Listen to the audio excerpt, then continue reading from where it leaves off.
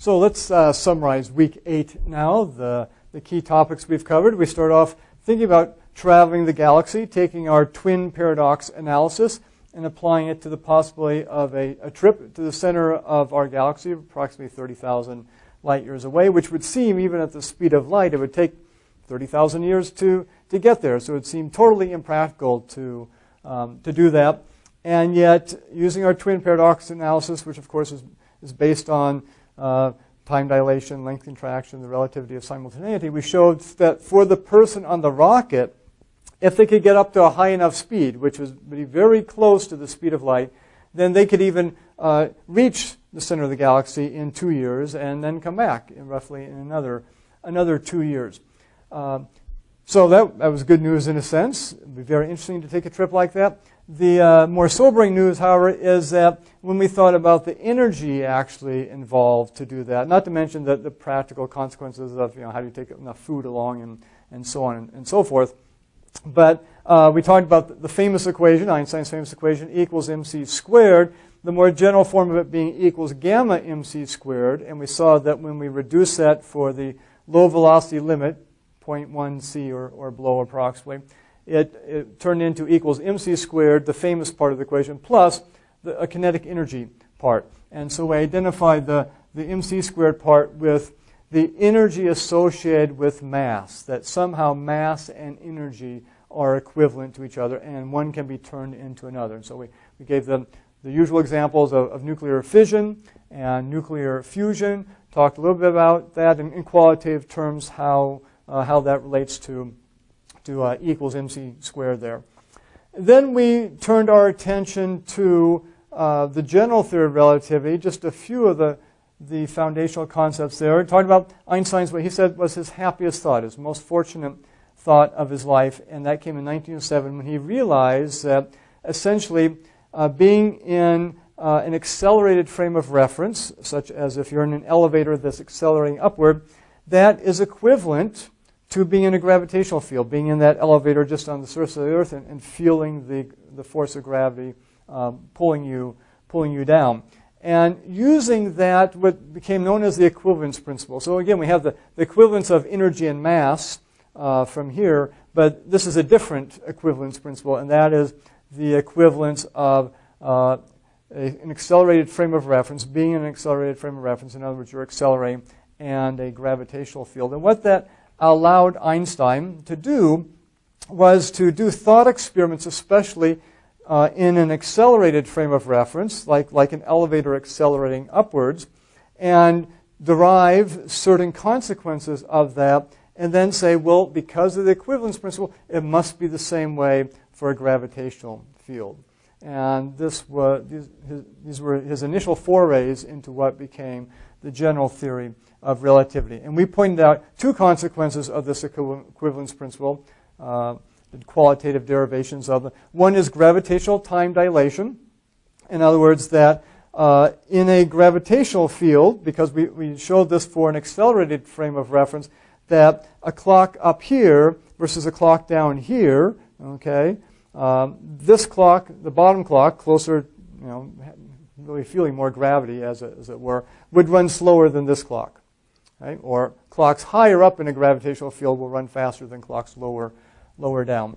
And so that was one result that came out of the equivalence principle. Second result, again using sort of an elevator analysis, was that light would bend in a gravitational field. So those two results came out of this idea of the equivalence principle. And then we went on to talk about just several final comments. One of those was the idea of crucial experiments. The popular idea of science is you get an experimental result. If it's against a theory of the time, then you must throw the theory out. But we pointed out that theory is built into experiment as well, the theory-ladenness of experiment. So in many cases, you're not quite sure what's wrong.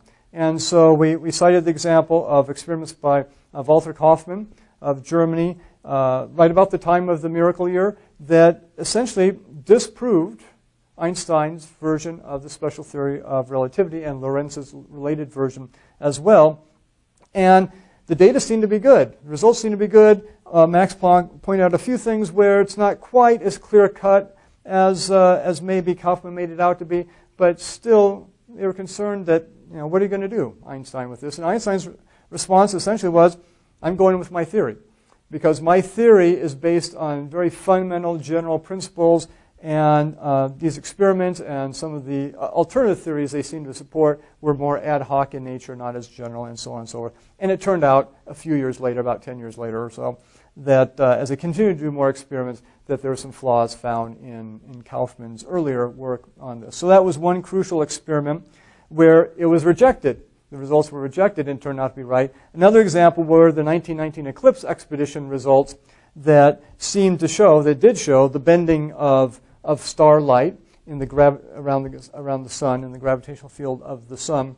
The question was whether the bending actually matched up with Einstein's prediction or not. And again, we cited it to indicate the human element of some of these things, because you have to, in data analysis, you have the data there and you go, do we throw out that data point because we think it's bad, something went wrong with that measurement, or maybe we keep it in because we think it's a good measurement, it just doesn't fit what we think it should be, and so on and so forth. So in the end, they did announce in 1919, the British expedition led by Arthur Eddington, that it was in favor of Einstein's theory, was confirmation of Einstein's theory, and that really was the beginning of Einstein's rise to fame, not only in the scientific world, which he had been fairly well known before that, but in the general public, in the realm of the general public as well. So crucial experiments. Said a few words about the nature of genius. One of the things we mentioned was it's the combination of passion plus time spent on task and going deep into a subject, plus talent. So it's not just talent, it's not necessarily just time, it's not necessarily just passion, but it's a combination of those, and to a certain extent being in the right place at the right time.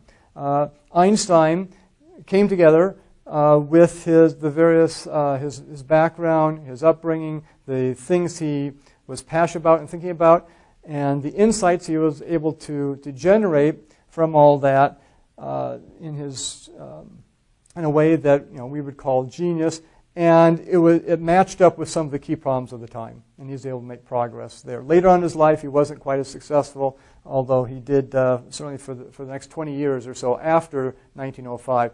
He seemed almost every couple of years he'd come up with a new result. Even things we didn't get a chance to talk about in this course, but even modern day things like lasers go back to some of the theoretical work Einstein did in the early part of the 20th century. So Einstein's fingerprints, as it were, are throughout modern science, not only in relativity, but also in quantum mechanics and in many other ways as well. So that was a few words on the nature of genius. And then relativity versus relativism. We noted they're very different things, although people often confuse them. And in fact, somewhat ironic misunderstanding, because relativity really is a theory of invariance, the unchanging quantities, while relativism as a philosophical theory says everything's relative and everything changes in a sense that way, or you can't choose between things, as it were. And then finally, just ask the question, is all this really real, this time dilation stuff and length contraction and the twin paradox and everything else? And we said it actually is. It is part of the marvelous structure of reality.